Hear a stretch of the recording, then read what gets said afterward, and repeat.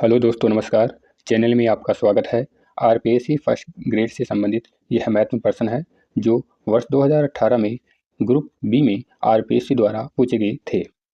इन प्रश्नों को हल करने से हमें यह मालूम होगा कि आरपीएससी किस प्रकार के प्रश्न पूछता है और कई बार आरपीएससी द्वारा इन्हीं प्रश्नों में से कुछ प्रश्न बनाकर पूछ लिए जाते हैं।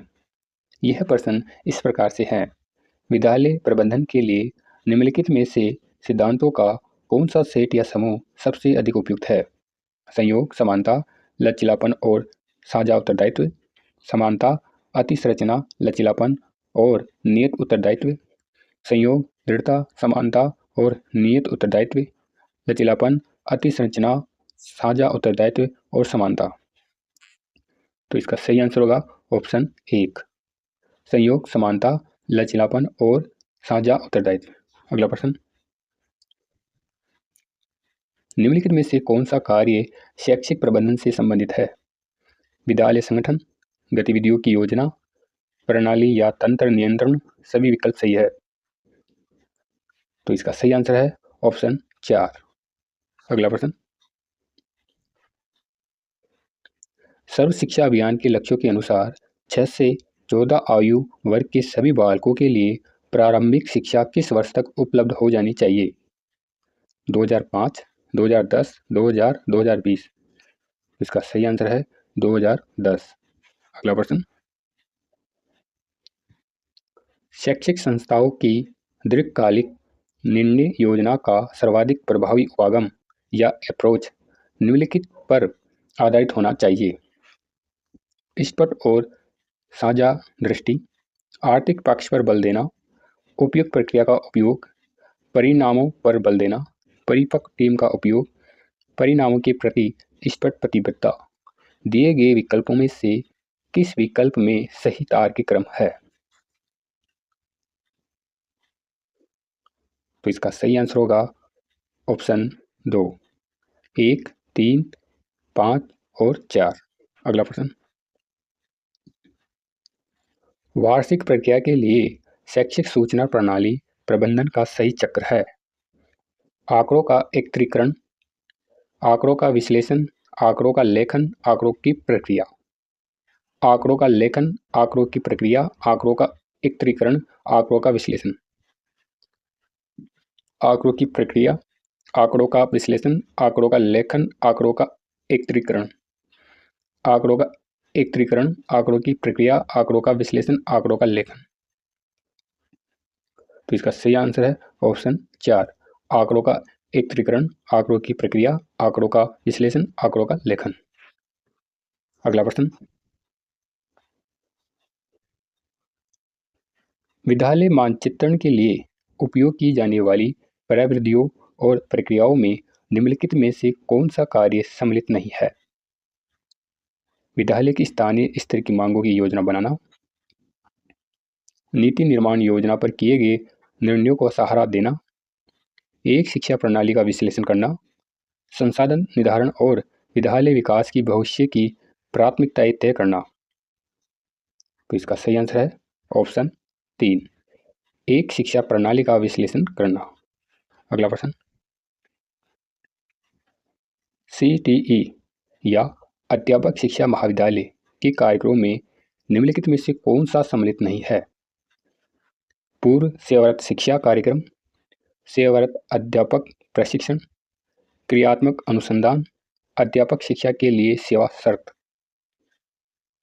तो इसका सही आंसर है ऑप्शन 4। अगला प्रश्न,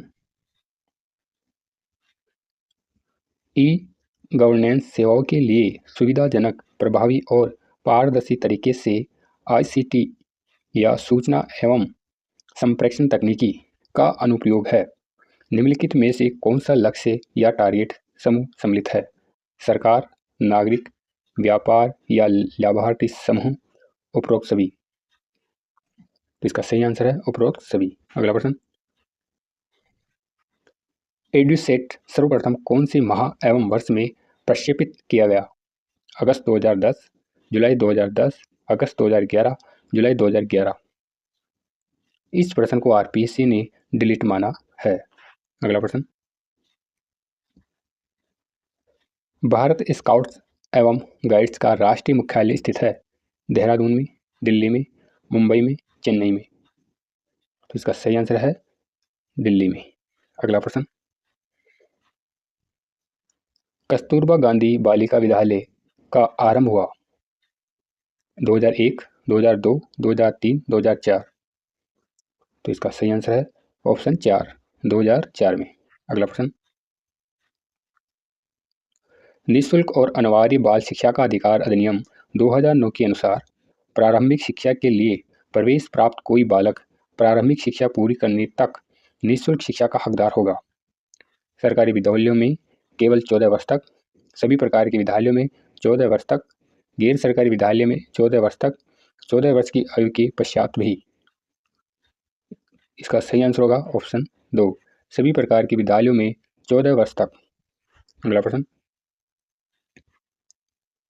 निःशुल्क और अनिवार्य बाल शिक्षा का अधिकार अधिनियम 2009 में वर्णित समुचित सरकार के कर्तव्यों के अनुसार केंद्रीय सरकार का उत्तरदायित्व होगा। अध्यापकों को प्रशिक्षण प्रदान करना, आसपास या पड़ोस में विद्यालय की उपलब्धता को सुनिश्चित करना, शिक्षकों के प्रशिक्षण के लिए मानकों को विकसित और लागू करना, आधारभूत ढांचा प्रदान करना। तो इसका सही आंसर है ऑप्शन 3, शिक्षकों के प्रशिक्षण के लिए मानकों को विकसित और लागू करना। अगला प्रश्न, निःशुल्क और अनिवार्य बाल शिक्षा का अधिकार अधिनियम 2009 के अनुसार अध्यापकों द्वारा निम्नलिखित में से कौन सा उत्तरदायित्व पूरा नहीं किया जाता है? शैक्षिक कैलेंडर का विनिश्चय करना, माता पिता और अभिभावकों से नियमित बैठक रखना, विनिर्दिष्ट समय के भीतर संपूर्ण पाठ्यक्रम पूरा करना, प्रत्येक बालक की अधिगम या सीखने की क्षमता का आकलन करना। तो इसका सही आंसर है ऑप्शन 1, शैक्षिक कैलेंडर का विनिश्चय करना। अगला प्रश्न, निम्नलिखित में से कौन से राज्य में राष्ट्रीय मिलिट्री स्कूल स्थित नहीं है? पंजाब, हिमाचल प्रदेश, राजस्थान, कर्नाटक। तो इसका सही आंसर है पंजाब। यह वीडियो आपको कैसा लगा? लाइक करें, कमेंट्स करें, शेयर करें और सब्सक्राइब करिए। धन्यवाद।